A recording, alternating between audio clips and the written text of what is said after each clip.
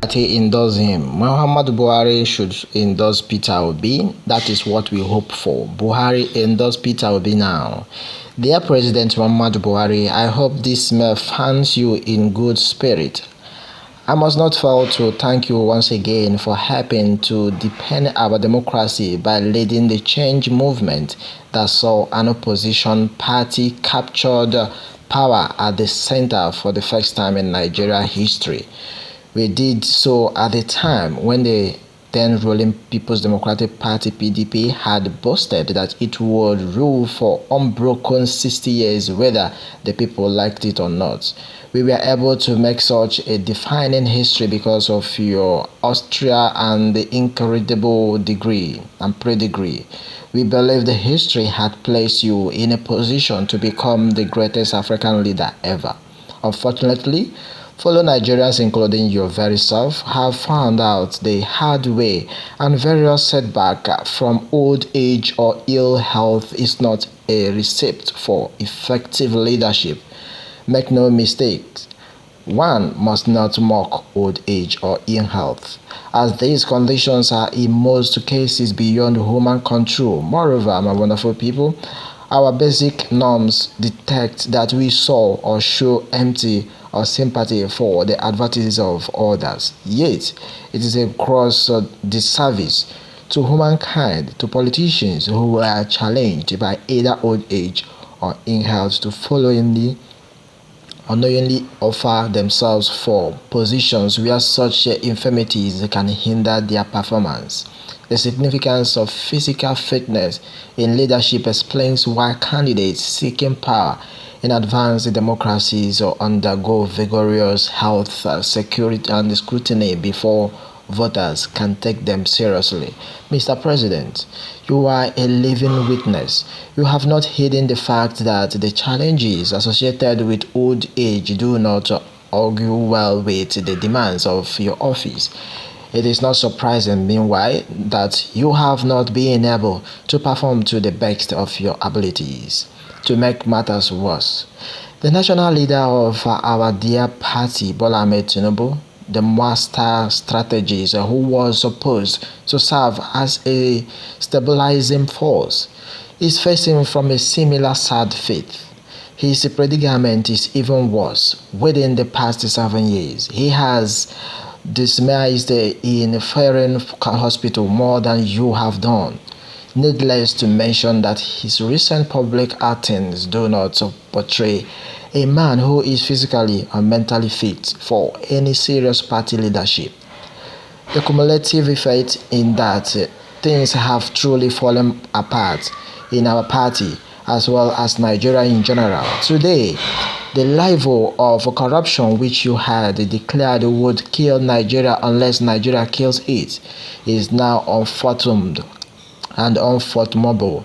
Today, our party, the All Progressive Congress, with Tinubu as its national leader, has become a safe haven for notorious corrupt kingpins who were indicated or indicted while at the PDP. Today, our party does not appear to have any ideological, moral, or ethnical differences from the much discredited PDP.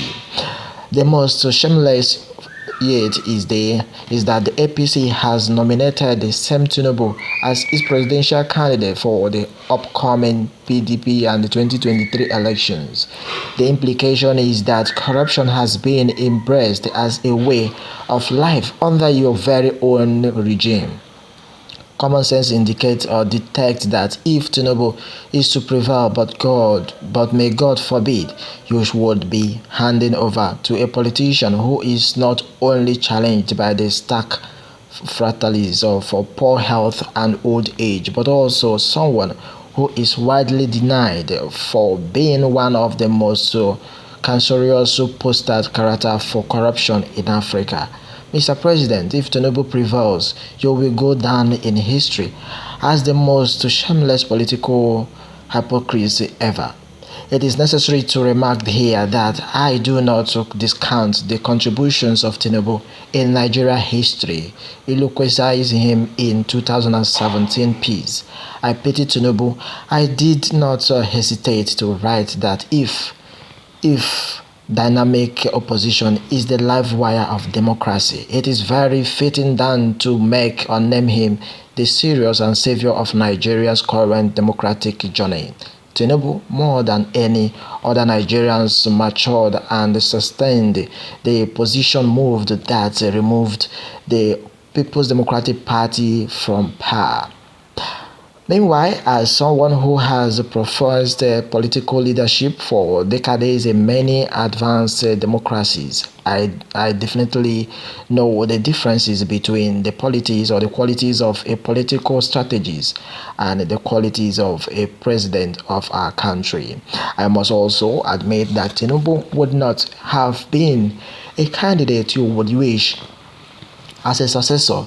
You wanted the level playing ground in our party, but the corrupt cabal within the APC took advantage of our candidate to outwit you and hand the prize to the highest bidder.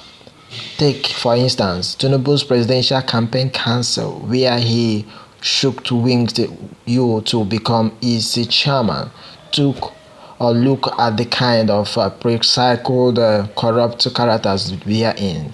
Mr. President, why are you allowing these characters to further tarnish your image? The saving grace is that the 2023 presidential election presents a golden opportunity to not only redeem your incorruptible legacy, but to also save Nigeria from total collapse. The three candidates with the potential to succeed you are Atiku Abubakar, Peter Obi, and Bola Ahmed Tinubu. On one hand, we can both agree that Atiku and Tinubu are the same 10 and 10 pence, the two most influential henchmen of Nigeria's ageless corrupt oligarchy. In short, to let any of the two in an errant sin, please do not have a hand in such a shameless fall from grace. If it is in doubt, besides their poor health condition, please consider that whether of them can in good conscience and campaign against corruption. Combine that with the fact that no Nigerian leader, whether military or civilian, has ever assumed the governance of the country with the type of corrupt background well known of Atiku and Tinubu. Think back, Mr. President. On the other hand, we have Peter Obi of our Labour Party. Like you, he is well known for the frugal movement and management of resources and has no record of corruption. Like you, he does not buy votes. Like you, he determined to kill corruption as you would wish. Like you in 2015, instead of waiting till election day to display looted funds to rig elections, Obi has demonstrated the physical ability to traverse the entire country to ask for votes. Luckily for you and Nigeria, unlike you, he is younger and in a better state of health to overcome the unfortunate fatalities that hindered your performances. Meanwhile, he has a clear vision and the character to unleash Nigerians' abundant potential to greatness. Of course, I can relate to the hidden associated with promoting a candidate of the opposition party, but as I had stated why Elko endorsing Obi, we must not hide behind the bogus toga of political parties, tribes, and religions to allow a crook quick to detect our future. I emulated President Olusegun Obasanjo and other progressive who choose a country over party to endorse you in 2015.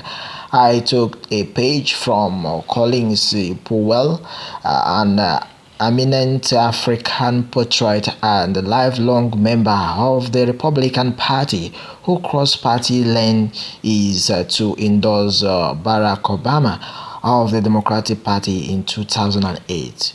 Powell saw Obama as a transformational figure who could inspire a new generation of Americans. President Muhammadu Buhari, Ikechukwu Buhari, your paramount and your moment in life or in time is now. A new generation of Nigeria beckons on you to stand on the right side of history. The posterity beckons on you to recognize that the 2023 general election is a struggle between the nation's corrupt oligarchy versus progressive Nigerians anchored by Peter Obi. The posterity beckons on you to also demonstrate true patriotism by choosing country over religious, ethnicity, and party affiliations. The posterity beckons on you to then go forth and endorse Obi and undertake the character, a continental portrait, a visionary, and a generational figure who has come to present the democratic revolution the Nigerian masses as well as a very self have long sought. My wonderful people, Dr. Obannaya, a former APC presidential aspirant right from the United States of America. That is the commentary coming right from Blessed Be World News. Please do well to tap on the subscription button and wait for more updates. Thanks and God bless.